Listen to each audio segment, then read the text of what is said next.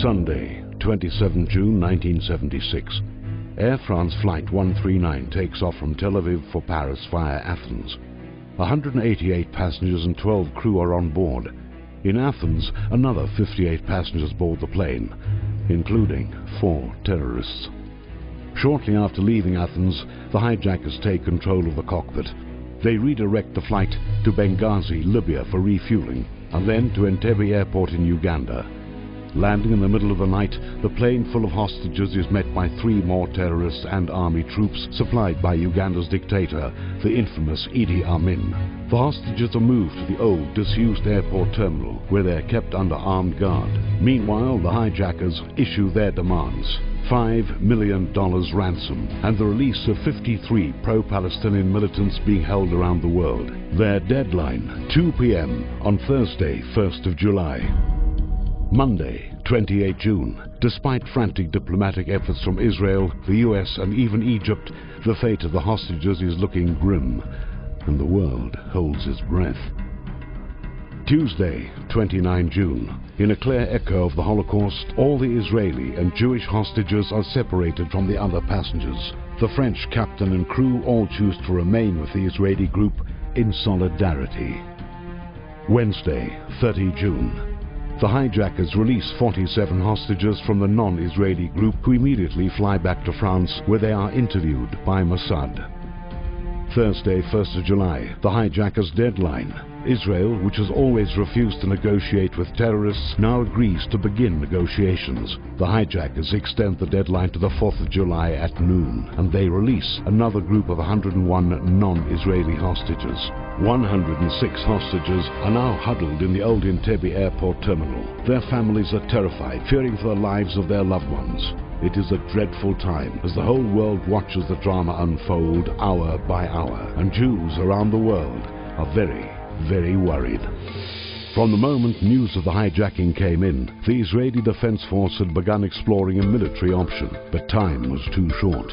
Now, with a few more days available, the IDF puts together an audacious plan. Prime Minister Yitzhak Rabin and his cabinet deliberate, debate, and agonize. To mount such a complicated and risky rescue operation nearly 4,000 kilometers away seems impossible, irresponsible, even reckless. But they also feel deeply about their responsibility for their citizens and fellow Jews alike. This isn't only a military decision, it is a moral decision. Shabbat, the 3rd of July, Israel's cabinet approves Operation Thunderbolt. Just a few hours later, a convoy takes off from Sharm el-Sheikh. They fly at an average height of just 30 meters above the ground to avoid radar detection. 3rd of July, 2300. The first Israeli plane lands at Entebbe. A black Mercedes and several Land Rovers offload and drive down the runway. The cars are filled with the assault team of 29 Sayeret Matkal Special Forces commandos, dressed in Ugandan military uniforms. The brazenly brilliant plan is to replicate Idi Amin's own motorcade so the guards will allow them through. At first, it all goes smoothly.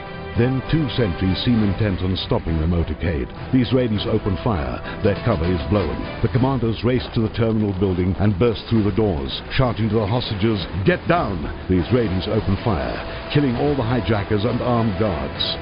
By this time, the 3 other transport planes land, miraculously stopping just short of a large pothole in the runway that would have crippled the entire mission. Armored personnel carriers roll out to provide defense as the commandos destroy 11 Ugandan MiG fighter planes on the ground, preventing an aerial pursuit.